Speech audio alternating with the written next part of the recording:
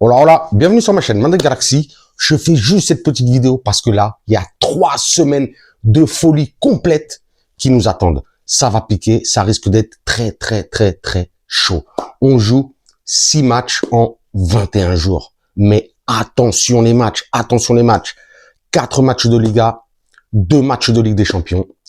Les matchs de Liga, ça va être contre Getafe, le Barça, le Classico, Valence et le Rayo Vallecano. Mais attention aussi, la Ligue des Champions, oh là là là là là là, deux très gros morceaux, c'est-à-dire la Juventus de Turin et bien entendu Liverpool. Eh ouais, mais le vrai problème qu'il y a là, c'est que vous vous souvenez là, les 7 derniers matchs qu'on a joués, c'était les 7 derniers matchs qu'on a joués, c'était en 24 jours, il me semble, c'était pareil, c'était 3 matchs. Un match tous les 3 jours. Et on a vu le résultat, ça a été 6 victoires en 7 matchs, la fessée contre l'Atlético, mais la seule grosse équipe qu'on avait jouée, c'était l'Atlético. Et bien sûr, c'était la seule défaite qu'on a prise. Et là, c'est vraiment que des grosses équipes, hein. En Ligue des Champions, Liverpool et la Juve, la Juventus, oh là là, qui est en galère, hein. La Juve n'a que 2 points en Ligue des Champions. Liverpool, c'est pas beaucoup mieux.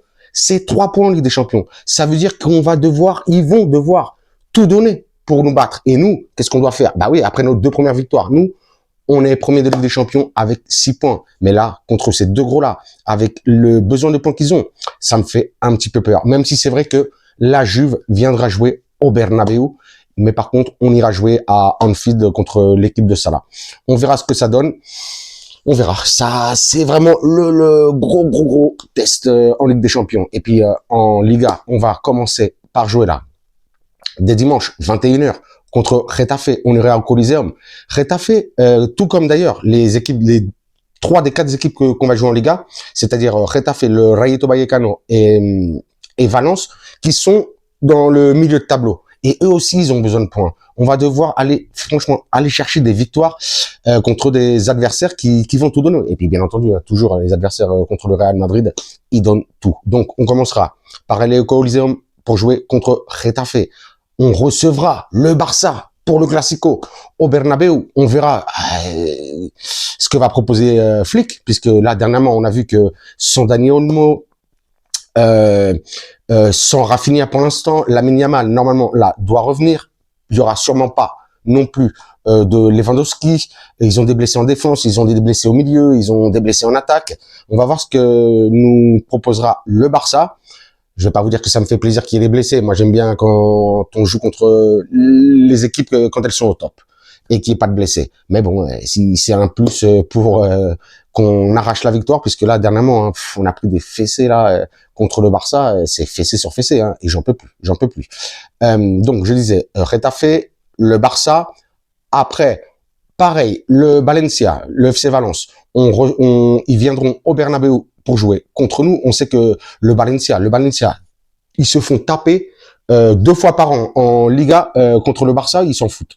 Mais quand c'est le Madrid, oh là là là là, mais ils donnent tout. C'est pas possible. T'as l'impression que c'est France 98, Brésil 70. Non, là, mais ils font péter des câbles, le Valence, franchement. Et on terminera le 4e match de Liga contre le Rayo Vallecano. Là, il faudra aller pareil, hein, comme avec Getafe, il va falloir jouer à Vallecas. Et on sait que au Coliseum et à Vallecas, c'est toujours très difficile de ramener des points. Donc, il va falloir faire vraiment le boulot.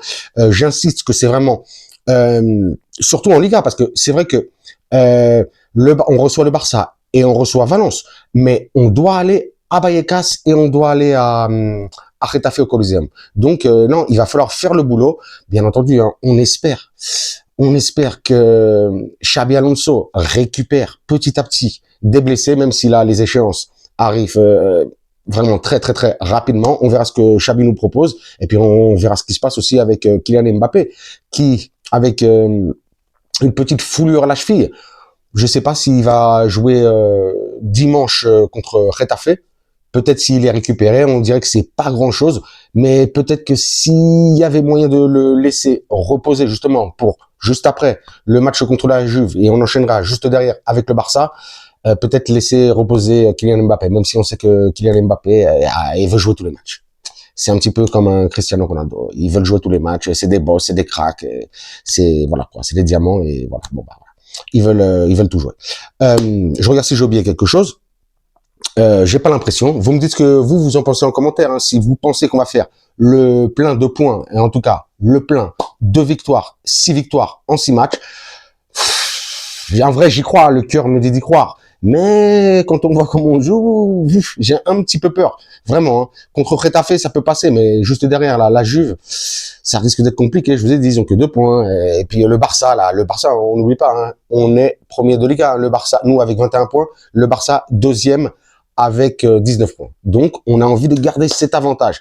Et je sens que de toute façon, si on gagne ces 6 matchs, ou en tout cas, on fait de belles prestations